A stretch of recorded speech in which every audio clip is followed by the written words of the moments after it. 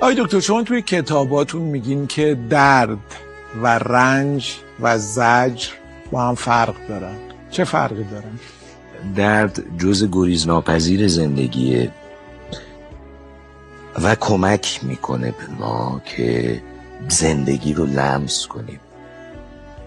درد به ما کمک میکنه که واقعیت زندگی رو ببینیم و در پس این ما پخته میشیم، فهم عمیق‌تری از زندگی به دست میاریم. مثلا فرض کن میگن فلانی آدم سرد و گرم چشیده است، آدم با تجربه، یعنی درد کشیده، یعنی میدونه زندگی یعنی چی.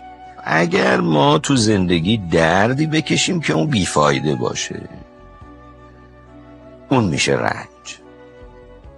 دردی که کمک نکنه به پخته شدن ما، دردی که ما رو خردمندتر نکنه بلکه بدتر ما رو انگار میبره پایین و تو خودمون فرو میریم، این میشه رنج. و رنج در واقع یه شکلی از درد هست که توی این درد تو به خاطر جهلی که داری این درد رو میکشی.